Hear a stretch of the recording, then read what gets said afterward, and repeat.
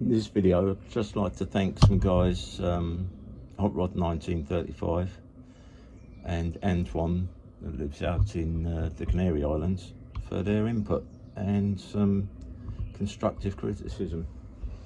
First of all, Antoine said to me, whilst I was welding this in here the other day, he noticed that down here,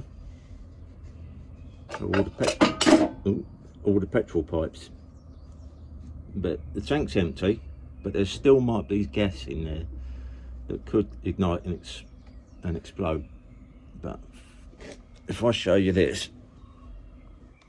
just around here, inside there, you can see at the back, I put a load of fire mat or welder's mat, so that protects all this pipe here.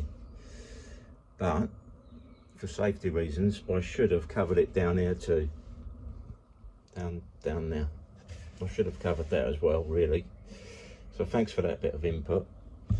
And also, well, Hot Rod 1935 noticed that when I put the filler on here, I should have coated it straight away because it soaks up water.